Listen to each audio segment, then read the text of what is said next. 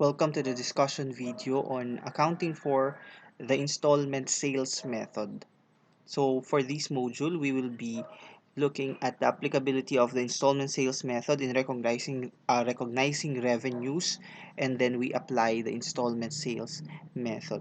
So under the installment sales method, we still follow some of the provisions related to PFRS 15. An entity applies as an introductory paragraph. PFRS 15, revenue from contracts with customers, to account for revenues from contracts with customers. The installment sales method discussed in this chapter or in this module is not in accordance with PFRS 15. Because much of the provisions in the PFRS 15 has been used in the construction contracts, in the franchise accounting, as we discussed in the previous videos, we will identify now why the installment sales method deviates from the use of the PFRS 15. Kasi this is a special scenarios, yung paggamit natin ng installment sales method. So we look at applicability. The installment sales method is a special case of revenue recognition that deviates from the revenue recognition principles of PFRS 15. This method may be used for taxation purposes as identified in the NIRC, or when the entity is a micro entity o yung mga is classified as SMEs based on the SEC guideline, yung mga assets or liabilities below 3 million. So, pwedeng gamitin ito. So, you can look at the brief history as it originates from the US GAAP, which are normally used in long-term installment sales of real property, yung mga land and other assets with relatively high value, such as heavy equipment. So how do we look at the installment sales method? Under the installment sales method, the gross profit from an installment sale is initially deferred and subsequently realized on a piecemeal basis as the installment payments are received using the formula RGP, or the realized gross profit is equal to collection on sale multiply to your gross profit rate. So, i-analyze muna natin ito. Why do we look at the installment method as using a deferred gross profit? Kasi 'di ba, because of the transaction being large, normally kasi yan ay mga malalaking transaction na bentahan ng land, ng heavy equipment. So, it would not be proper for you to recognize immediately yung profit related to that, kasi installment nga ang kumbaga ang pagbabayad sa iyo ay installment. So there is a risk or uncertainty. Pwedeng on the first year maganda ang on the first initial years maganda ang collection mo, pero habang tumatagal pwede na yung probability of collection is lower. Kaya hindi muna tayo magre-recognize. For conservatism, hindi muna natin i-recognize fully itong gross profit, but we will defer yung recognition ng revenue at nire-realize mo lang siya on a piecemeal basis. When we say piecemeal, paunti-unti yung pag-recognize natin as the installment payments are received. Habang nakokolekta mo yung payment, yung cash collections mo, tsaka ka palang nagre-recognize ng gross profit. So, how do we compute daw doon? We use this formula. Okay? Please take note that the gross profit rate identified here is based on sales. So, kapag based on sale yan, ibig sabihin ng formula nun is the gross profit divided by the sales. Okay, let's look at illustration 1. ABC uses the installment sales method. On January 1, ABC sold a bulldozer. This is a heavy equipment costing 600,000 for 1 million payable as follows. So 1 million mo siya ibebenta. Pero ito yung ways kung paano siya babayaran. 20% down payment, and then the 80% yung balance will be due in 4 equal annual installments every December 31. So 4 years pa yung natitira na 800,000. So for For this transaction on January 1, how do we account for this as a journal entry? We debit cash 200,000 para dun sa down payment, and then debit installment accounts receivable, yung balance 800,000, and then credit sales 1 million. Okay? Then you on January 1 also, because this is classified as an inventory on you debit cost of sales and then credit inventory to recognize the cost of the inventory sold. Okay? On December 31, yung first annual installment payment, you debit cash 200,000 and then credit installment accounts receivable 200,000 to eliminate the receivable account and then to transfer it to your cash account. Next, how do we compute for your realized gross profit in this year, 20x1? So, ang basis po natin dyan is the collection on sale multiply with the gross profit rate. Magkano ang na-collect mo on year 1? Down payment, 200,000 nung January 1. First installment nung December, 200,000. So, ang total collection, 400,000. You multiply it with your gross profit rate. Ano ang gross profit rate dyan? Ang sabi, the gross profit rate should be based on the sales. Okay? So, how do we compute for that? Sales natin, 1 million, minus yung cost of sales natin na 600,000. So, 400,000 ang yung gross profit. Divide it with your sales. So, 400,000 divided by 1 million is 40%. So, 400,000 times 40% is your realized gross profit, 160,000 for 20x1. Okay? So, at the end of this year, you have to recognize a deferred gross profit. Kasi, di ba, initially, nag-recognize ka na ng sales dyan at nag-recognize ka ng cost of sales. So, yung difference niyan ay in your income statement for that year ay magiging deferred gross.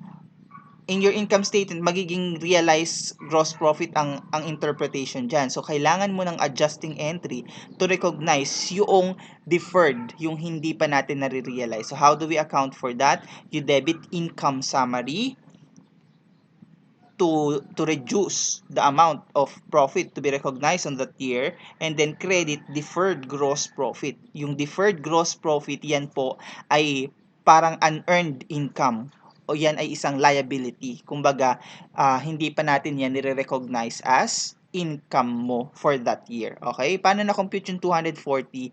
Okay, you can just base on this. Sales minus cost of sales natin, di ba, 400,000. Yung total profit mo dyan dapat. Then, yung na-realize na gross profit natin na na-compute is 160. So, therefore, ang iyong deferred gross profit ay 240,000. Okay? Please take a look at the how you will be presenting this as at your income statement. So, ganyan po ang presentation. Gross profit less the deferred is your realized gross profit. Okay? So, yung realized gross profit, ibig sabihin, yun yung income or the profit na i-present mo on that particular period. Yung deferred gross profit na yan ay, since yan ay isang unearned income, nakapresent po yan as a liability in your balance sheet or your statement of financial position. Other problems will not give you collections, realized gross profit data, but will give you deferred gross profit or installment account receivable items. So, pwede mo rin kasing gamitin yan on arriving on your gross profit rate based on sales. So, paano? The deferred gross profit divided by your installment account receivable will be your gross profit rate also. So, you can apply that using the given information and you will be arriving also at 40%. So, pwedeng gamitin. So, may problems na ito lang yung ibibigay na data. So, dapat alam mo yung formula na ito in addition to this one, yung realized gross profit. What about when there are two periods given? So, ito, gumagamit din siya ng installment sales method, then binigyan ka ng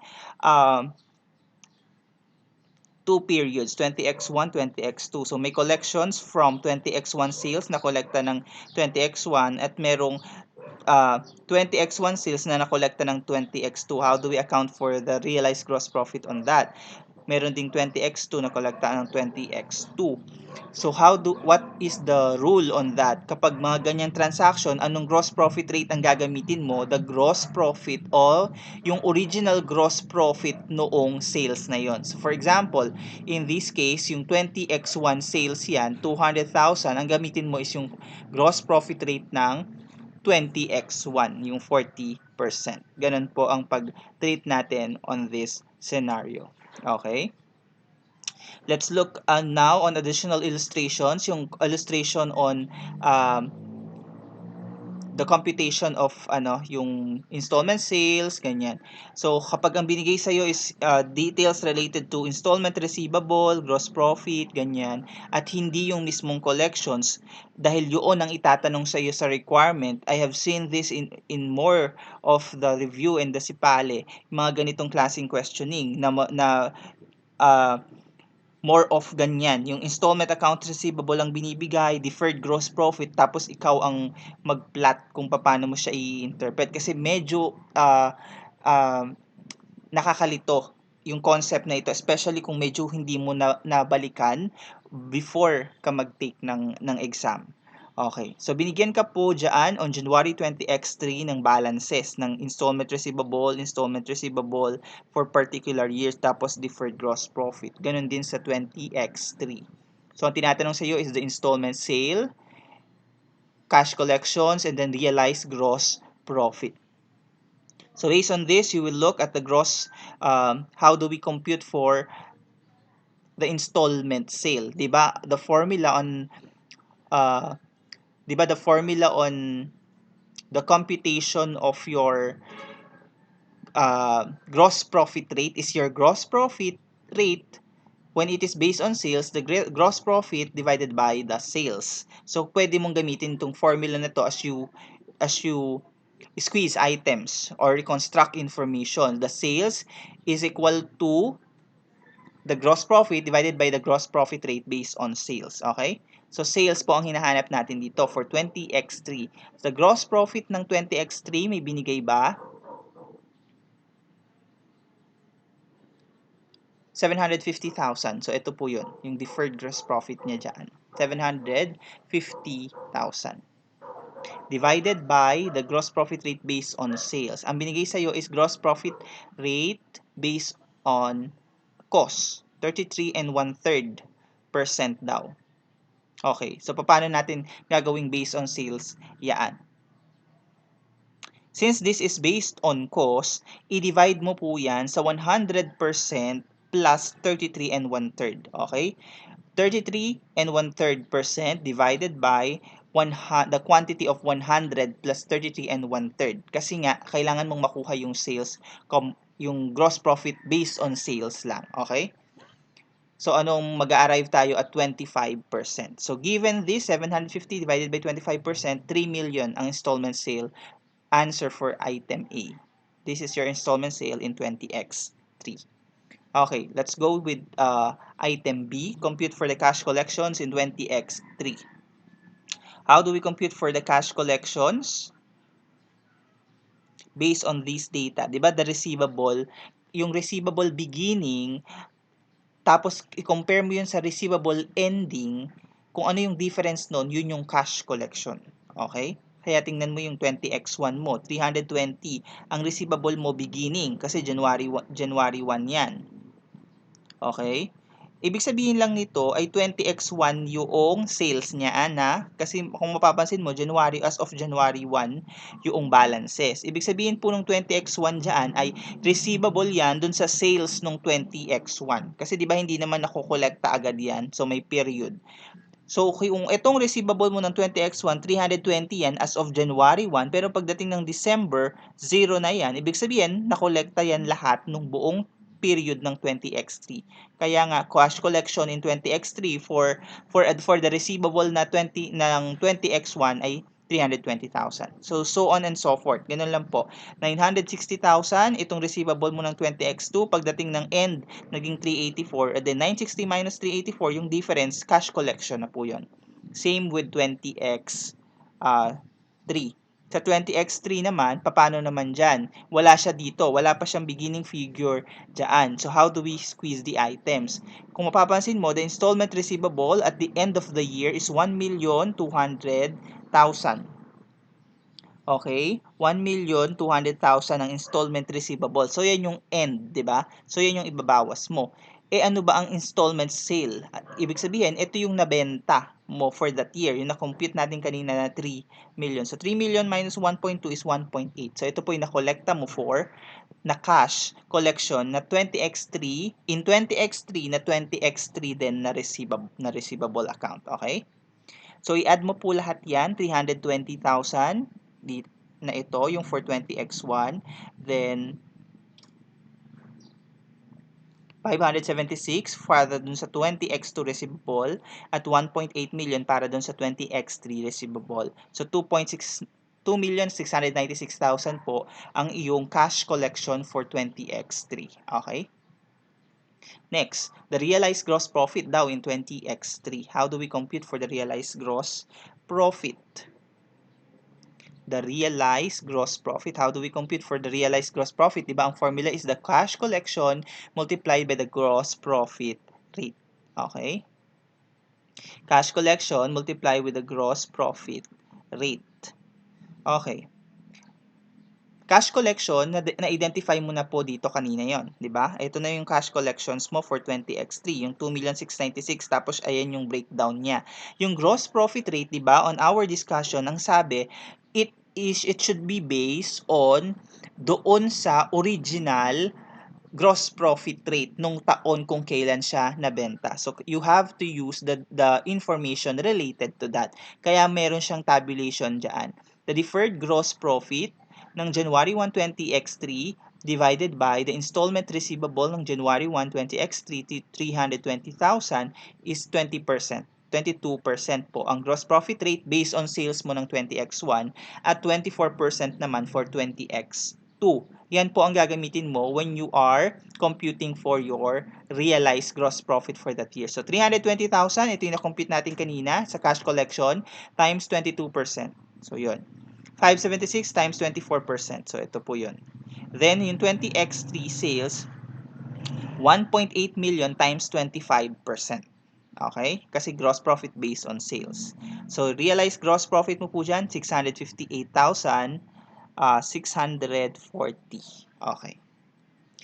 I think I have to end the discussion video from here. Please continue on the next video for more of the discussion related to the installment sales method. Thank you.